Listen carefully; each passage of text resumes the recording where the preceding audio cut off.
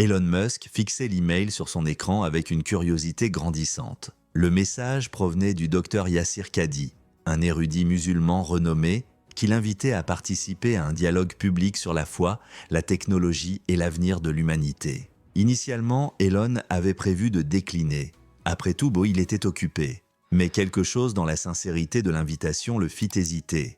Un débat public avec un érudit musulman. Il murmura pour lui-même « c'est différent ». L'événement devait avoir lieu dans une université prestigieuse dans 2 semaines. Le sujet, foi et innovation.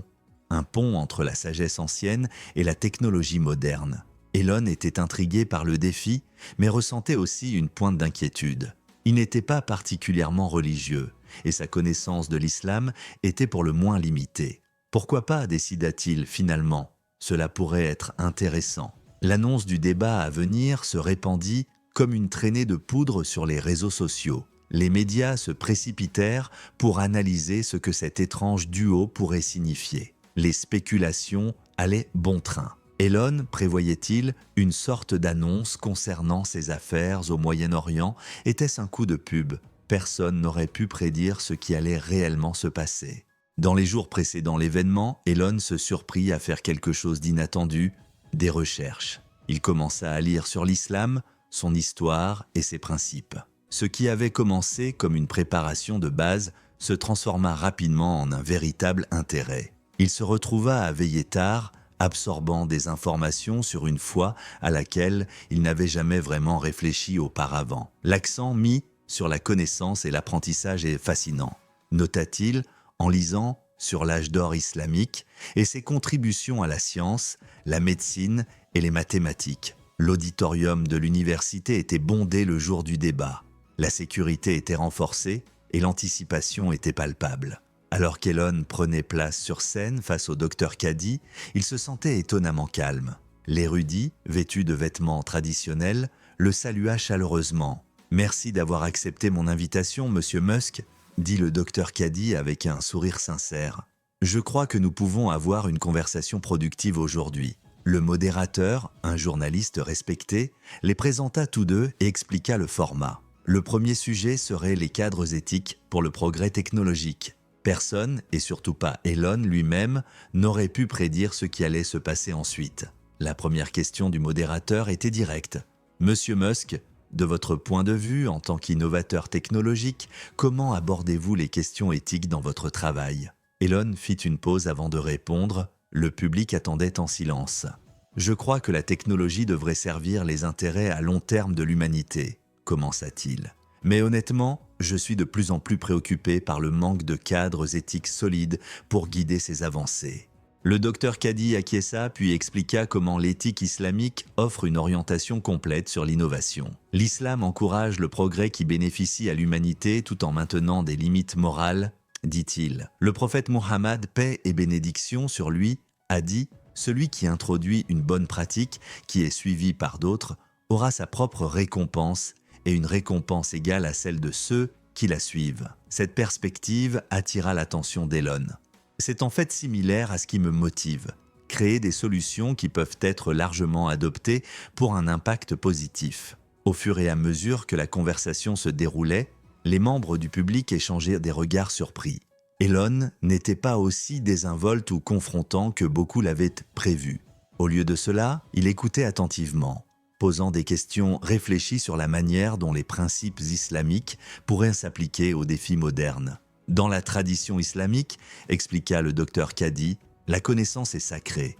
Le premier mot révélé dans le Coran était lisse. Il y a une immense importance accordée à la poursuite de la connaissance et à son utilisation responsable. Elon se pencha en avant.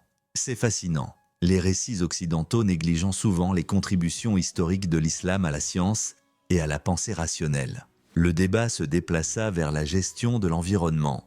Le docteur Qadhi décrivit le concept islamique des humains en tant que gardiens de la terre. Le prophète a enseigné que même si le jour du jugement arrive et que vous plantez une graine, vous devriez finir de la planter. La durabilité n'est pas seulement une bonne politique, c'est une obligation spirituelle. Elon acquiesça avec un enthousiasme inattendu. C'est exactement le type de réflexion à long terme dont nous avons besoin. J'ai toujours dit, que nous devons protéger l'avenir de la conscience. À la première pause, les réseaux sociaux explosaient avec des extraits de leur échange. Personne ne s'attendait à un dialogue aussi respectueux, ni à l'intérêt apparent d'Elon pour l'éthique islamique. Mais le plus surprenant restait à venir. Alors qu'ils reprenaient leur siège après la pause, Elon posa au docteur Kadi une question hors script. « Je suis curieux comment l'islam voit-il la relation entre la science et la foi ? Sont-elles considérées comme compatibles ?» Docteur Kadi sourit. « Non seulement compatibles, mais complémentaires. La vraie foi devrait encourager l'enquête scientifique, pas la craindre. Le Coran invite à plusieurs reprises les gens à observer, penser et réfléchir sur le monde naturel. Ce n'est pas ce que la plupart des Occidentaux associent à la religion, répondit Elon. Je trouve cette perspective rafraîchissante. Le modérateur tenta de les ramener au sujet prévu, mais il était clair qu'Elon était véritablement engagé dans cette direction inattendue. Le public regardait avec fascination, alors que l'innovateur technologique et l'érudit religieux trouvaient un terrain d'entente surprenant. Beaucoup ne réalisent pas, continua Dr Kadi, que lorsque l'Europe était dans les âges sombres, la civilisation islamique préservait et faisait progresser le savoir scientifique, des mathématiques à la médecine en passant par l'astronomie. Personne n'aurait pu prédire ce qu'Elon dirait ensuite. J'ai fait quelques lectures à ce sujet, admit Elon à la surprise de l'audience. Les contributions des érudits musulmans à la science et aux mathématiques se sont remarquables, mais souvent négligées dans l'éducation occidentale. L'algèbre, les algorithmes, la médecine avancée, tout cela a prospéré sous la civilisation islamique. Un murmure parcourut l'audience. Ce n'était pas le débat auquel il s'attendait. Ce qui m'intéresse, continua Elon, c'est comment le monde islamique ancien a maintenu cet équilibre entre les valeurs spirituelles et l'avancement scientifique. Dans le monde d'aujourd'hui, nous les voyons souvent comme des forces opposées. Dr Kadi hocha la tête pensivement. Le Coran encourage à plusieurs reprises l'observation et la réflexion sur le monde naturel. Il y a plus de 800 versets qui se réfèrent aux phénomènes naturels et invitent les gens à réfléchir. La foi sans raison n'a jamais été l'approche islamique. C'est la pièce manquante dans beaucoup de nos discussions modernes, répondit Elon. Nous avons créé cette fausse dichotomie entre la science et les valeurs. La conversation se déplaça vers l'éthique dans l'intelligence artificielle et la technologie. Dr Kadi expliqua comment les principes éthiques islamiques pourraient fournir des orientations. L'islam met l'accent sur la justice, la compassion et l'évitement du mal, dit-il.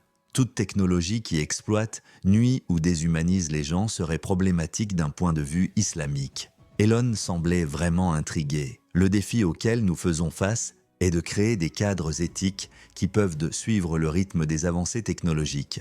Il semble que la tradition islamique se débatte avec des questions d'éthique et d'innovation depuis des siècles. Exactement, confirma Dr Kadi. La jurisprudence islamique a des méthodes bien établies pour aborder de nouveaux scénarios tout en restant fidèle aux principes fondamentaux. Le modérateur, sentant la direction inattendue de la conversation, demanda directement à Elon « Cette discussion a-t-elle changé certaines de vos perceptions sur l'islam ?» L'audience se pencha en avant sur leur siège. C'était le moment qu'ils attendaient. « Je vais être honnête », commença Elon en mesurant soigneusement ses mots. « J'avais beaucoup de préjugés. Ce que j'apprends, c'est que l'islam authentique a des approches sophistiquées pour de nombreux problèmes auxquels nous sommes confrontés aujourd'hui. L'utilisation éthique de la technologie, la gestion de l'environnement, la construction de sociétés basées sur la connaissance. Les réseaux sociaux étaient en ébullition. Les alertes d'actualité retentissaient sur les téléphones dans tout l'auditorium. Personne ne s'attendait à ce tournant des événements. Ce que je trouve particulièrement précieux, continua Elon, c'est la perspective à long terme. L'islam semble équilibrer les besoins immédiats avec les responsabilités envers les générations futures, quelque chose dont nous avons désespérément besoin lors du développement de technologies puissantes. Dr Kadi ajouta « Le prophète Muhammad a enseigné que nous devrions laisser le monde meilleur que nous l'avons trouvé. Il a dit « Le monde est beau et vert et Dieu vous a désigné comme ses intendants pour voir comment vous vous comportez. » C'est précisément l'état d'esprit dont nous avons besoin pour une innovation durable, répondit Elon avec enthousiasme. Alors que le troisième segment se terminait, les organisateurs de l'événement échangèrent des regards nerveux. Ce n'était pas aussi controversé ou combatif qu'ils l'avaient anticipé. Cela devenait un dialogue étonnamment réfléchi sur la foi, l'éthique et l'avenir. Mais le véritable choc était encore à venir. Après la pause, la discussion se tourna vers la communauté et la responsabilité sociale. Dr Kadi expliqua le concept islamique de l'Umma, la communauté mondiale, et les obligations des individus envers la société. En islam, la richesse s'accompagne de responsabilités, expliqua Dr Kadi. La zakat, une charité obligatoire de 2,5% des économies, assure que les ressources circulent dans la société plutôt que de se concentrer parmi les riches. Elon acquiesça. C'est un système fascinant, un mécanisme intégré de circulation de la richesse. Au-delà de la zakat, Dr Kadi continua, l'islam encourage fortement la charité supplémentaire. Le prophète Muhammad a dit « Les meilleurs d'entre vous sont ceux qui bénéficient aux autres ». C'est là que l'innovation devrait être dirigée. Elon était d'accord. Créer des bénéfices, résoudre des problèmes, améliorer des vies. La conversation se déplaça vers la santé mentale et le bien-être à l'ère numérique. Dr Kadi expliqua les pratiques islamiques de pleine conscience et de déconnexion des distractions mondaines. Les 5 prières quotidiennes obligent les musulmans à s'éloigner du travail et à se reconnecter à leur but, dit Dr Kadi.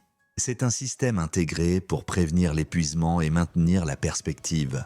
C'est en fait brillant, remarqua Elon, visiblement impressionné. Des réinitialisations régulières tout au long de la journée.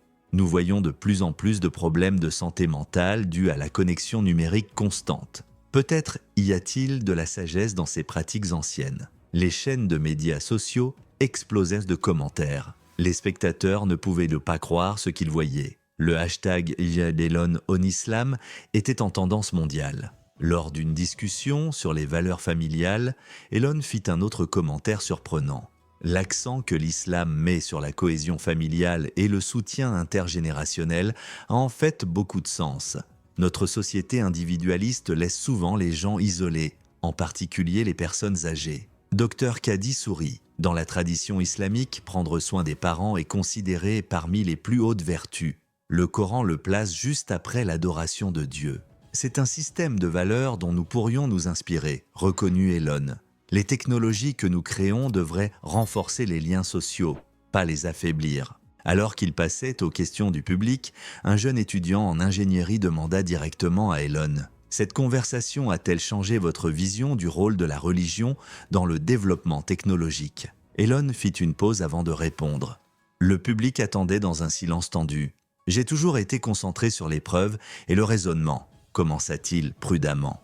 Ce que je commence à apprécier, c'est que les traditions de foi comme l'islam ne sont pas nécessairement opposées à cette approche. En fait, d'après ce que j'apprends aujourd'hui, l'islam a historiquement embrassé l'enquête rationnelle et l'innovation tout en fournissant des orientations éthiques sur la manière dont le savoir devrait être appliqué. Ce n'est pas en conflit avec le progrès, cela pourrait en fait l'améliorer. Dr Kadi ajouta « La première université au monde a été établie par une femme musulmane, Fatima al-Fihri, au Maroc, en 859 après Jésus-Christ. L'éducation et le savoir ont toujours été centraux au cœur de la civilisation islamique. C'est exactement le genre de contexte historique qui manque à nos conversations sur la religion et le progrès, répondit Elon. Le modérateur vérifia sa montre, surprise de voir à quelle vitesse le temps passait. Le 4e segment se terminait déjà, et la tension dans la salle montait. Où cette conversation allait-elle mener ? Alors que le 5e segment commençait, Elon surprit tout le monde en posant une question directe au Dr Kadi. « Je suis curieux de connaître les vues islamiques sur l'intelligence artificielle, dit-il. La théologie islamique a-t-elle quelque chose à dire sur la création de systèmes intelligents ? Dr Kadi réfléchit soigneusement à la question. La tradition islamique distingue entre la création et la fabrication. Seul Dieu crée à partir de rien. Les humains fabriquent des choses en manipulant ce qui existe déjà. Ainsi, développer l'IA ne serait pas considéré comme jouer à Dieu, comme certains pourraient le suggérer, mais plutôt comme utiliser notre intellect donné par Dieu pour développer des outils. C'est une distinction intéressante, répondit Elon. Et qu'en est-il des limites éthiques ? Toute technologie devrait préserver la dignité humaine et le libre arbitre, expliqua Dr Kadi. L'éthique islamique soutiendrait une IA qui améliore le potentiel humain tout en maintenant l'agence et la responsabilité humaine. Elon hocha la tête pensivement. La question de maintenir l'agence humaine est exactement ce qui me préoccupe concernant certains développements de l'IA. Le modérateur orienta la conversation vers les systèmes économiques. Dr Kadi expliqua l'interdiction de l'intérêt et de l'exploitation dans la finance islamique. Les systèmes basés sur l'intérêt tendent à concentrer la richesse et à créer des cycles de dette, dit-il. La finance islamique met l'accent sur le partage des risques, les transactions adossées à des actifs et l'investissement éthique. Ainsi, la spéculation, le jeu et l'exploitation sont interdits. Elon résuma, tandis que l'investissement productif et le commerce équitable sont encouragés. Cela a en fait beaucoup de sens du point de vue de la stabilité du système. Dr Kadi acquiesça. Exactement. Pendant la crise financière de 2008, les banques islamiques ont été largement épargnées parce qu'elles ne pouvaient pas s'engager dans les instruments financiers risqués qui ont causé l'effondrement. Je n'avais pas considéré cela, admit Elon. Il y a là une sagesse pratique. Le public regardait avec étonnement alors qu'Elon Musk, connu pour sa pensée indépendante et parfois contraire, reconnaissait ouvertement les mérites des approches islamiques face à divers défis modernes. Un membre du public posa une question sur l'exploration spatiale et si l'islam avait quelque chose à dire sur l'extension de l'humanité au-delà de la Terre. Le Coran encourage en fait l'exploration, expliqua Dr Kadi. Il dit « Et nous avons certainement fait des cieux au-dessus pleins de chemins et ornés d'étoiles. » Il y a de nombreux versets invitant les humains à explorer et à étudier l'univers. Donc, l'islam verrait l'exploration spatiale positivement ? Demanda Elon, clairement intrigué. Absolument, tant que c'est fait de manière éthique et bénéfique pour l'humanité, confirma Dr Kadi. En fait, il y a un dicton du prophète. Dieu n'a rien créé de mieux que la raison, qui permet de distinguer entre les bons et les mauvais chemins. Elon sourit. C'est une perspective que je peux soutenir. Alors que le 5e segment se terminait, les spéculations grandissaient sur la direction que prendrait cette conversation étonnamment harmonieuse. Personne n'avait anticipé ce niveau d'engagement ou d'intérêt sincère de la part d'Elon pour les perspectives islamiques. Mais la plus grande révélation était encore à venir. Alors qu'ils entrèrent dans le 6e segment, le modérateur demanda aux deux hommes leurs approches pour résoudre les défis mondiaux comme le changement climatique, la pauvreté et la perturbation technologique. D'un point de vue islamique, commença Dr Kadi, ces problèmes nécessitent à la fois une responsabilité individuelle et une action collective. Le prophète Muhammad a enseigné la conservation de l'environnement il y a 1400 ans en instruisant les gens à planter des arbres, à conserver l'eau et à être attentifs au bien-être animal. C'est remarquablement avant-gardiste, commenta Elon, et complètement contraire à la façon dont l'islam est souvent présenté dans les médias occidentaux. Quant à l'inégalité économique, poursuivit Dr Kadi, l'islam impose à la fois la charité et des solutions systémiques au-delà du don individuel. L'économie islamique vise à créer un système de distribution juste où les disparités extrêmes de richesse ne se produisent pas en premier lieu. Elon acquiesça. Je suis frappé par la praticité de nombreuses de ces approches. Ce ne sont pas seulement des concepts spirituels, mais des systèmes viables pour organiser la société. Le modérateur, sentant une opportunité, demanda directement « Monsieur Musk, quels aspects de la pensée islamique avez-vous trouvé les plus impressionnants ou surprenants au cours de notre conversation aujourd'hui ?» Elon prit un moment pour rassembler ses pensées. Le public était complètement silencieux. « Je pense que ce qui est le plus convaincant, c'est l'intégration », commença-t-il. La pensée occidentale sépare souvent tout en domaines déconnectés. La science, l'éthique, l'économie, la spiritualité. Ce que j'apprends sur l'islam, c'est qu'il fournit un cadre unifié où l'éthique guide l'avancement scientifique, l'activité économique sert le bien-être social et les valeurs spirituelles informent les décisions pratiques. Des murmures se répandirent dans l'audience. Ce n'était pas ce que quiconque s'attendait à entendre. L'accent mis sur l'équilibre résonne aussi avec moi, continua Elon. L'équilibre entre le matériel et le spirituel, entre les droits individuels et la responsabilité communautaire, entre la tradition et l'innovation. Ce genre d'équilibre est exactement ce qui manque dans de nombreuses discussions modernes. Dr Kadi sourit. L'islam signifie soumission à Dieu, mais il vient aussi du mot racine salam, qui signifie paix. Trouver la paix par une vie équilibrée est central dans l'enseignement islamique. Ça a du sens, répondit Elon. Et la perspective à long terme est cruciale aussi. La préoccupation pour les générations futures, l'utilisation durable des ressources, les contraintes éthiques sur la technologie. Ce sont tous des principes dont nous avons désespérément besoin en ce moment. Alors que le 6e segment touchait à sa fin, les réseaux sociaux étaient en effervescence. Les commentaires et les réactions affluaient du monde entier. Personne n'avait anticipé ce niveau d'engagement ou de respect apparent pour les principes islamiques de la part d'Elon Musk. Mais alors que le segment final commençait, Elon fit sa déclaration la plus surprenante à ce jour. « Je veux aborder quelque chose directement », commença Elon alors que le segment final débutait. « Je suis venu dans cette conversation avec de nombreux préjugés sur l'islam. Comme beaucoup en Occident, ma compréhension a été façonnée par des médias sensationnalistes et des conflits géopolitiques plutôt que par les enseignements réels et les contributions historiques de la civilisation islamique. » Le public écoutait dans un silence stupéfait. Ce que j'ai appris à travers ce dialogue et mes propres recherches qui l'ont précédé, c'est que l'islam contient des cadres sophistiqués pour de nombreux défis auxquels nous sommes confrontés aujourd'hui.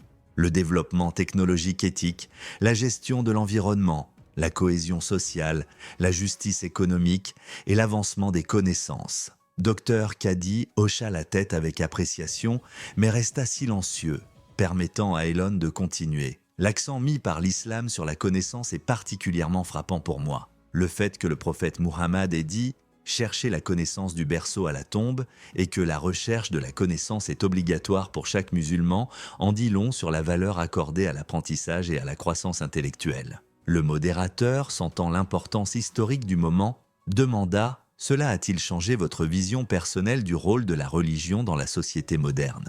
Elon réfléchit soigneusement à la question « J'ai toujours été préoccupé par l'épanouissement à long terme de l'humanité. Ce que je reconnais, c'est que les traditions de foi comme l'islam ne sont pas des obstacles au progrès. Elles peuvent en fait fournir des cadres éthiques vitaux et une sagesse éprouvée par le temps pour naviguer dans l'avancement technologique de manière responsable. » Il continua. Le concept islamique d'être des gardiens de la terre plutôt que ses exploiteurs, l'accent mis sur l'utilisation des connaissances pour le bien de l'humanité, les mécanismes intégrés pour la circulation de la richesse et le bien-être social, ce sont précisément les types d'approches que nous devons intégrer dans notre réflexion sur l'avenir. Dr Kadi prit enfin la parole. Ce qui est important, c'est de trouver un terrain d'entente. Que quelqu'un aborde ces questions d'un point de vue religieux ou humaniste, nous pouvons nous accorder sur l'importance de l'innovation éthique, de la durabilité et de la dignité humaine. Alors que le débat touchait à sa fin, Elon fit une dernière déclaration qui choqua véritablement tout le monde. « Je tiens à remercier le Dr Kadi pour cette conversation qui a véritablement changé ma perspective. J'ai cherché des cadres éthiques complets pour guider le développement technologique. Et j'ai trouvé des idées précieuses dans les enseignements islamiques que j'avais complètement négligés. À l'avenir, j'ai l'intention d'inclure des perspectives diverses, y compris la pensée islamique, dans les discussions sur l'avenir de la technologie et de l'humanité. » Le public éclata en applaudissements. Personne n'avait prévu ce dénouement, surtout pas les organisateurs de l'événement qui avaient anticipé une controverse plutôt qu'un consensus.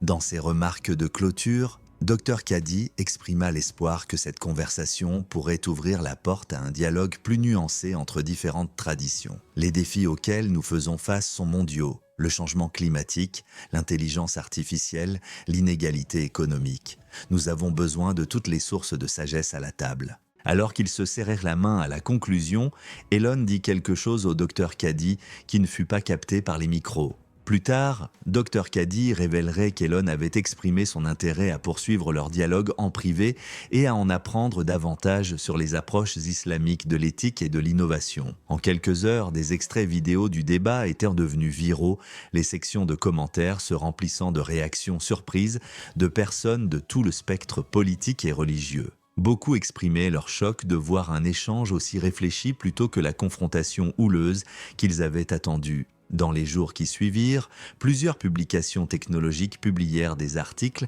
analysant les perspectives islamiques sur les technologies émergentes. Les programmes universitaires commencèrent à incorporer des modules sur les cadres éthiques divers, y compris ceux islamiques, dans leurs cours d'éthique technologique. Quant à Elon lui-même, Il ne fit aucune déclaration publique immédiatement après l'événement, mais ceux qui le côtoyaient remarquèrent une nouvelle collection de livres sur l'étagère de son bureau. Des ouvrages sur l'histoire, la philosophie et l'éthique islamique. Le dialogue inattendu avait clairement laissé une impression durable, ouvrant de nouvelles voies pour intégrer la sagesse ancienne à l'innovation de pointe. La fin du débat n'était que le début d'une conversation beaucoup plus vaste.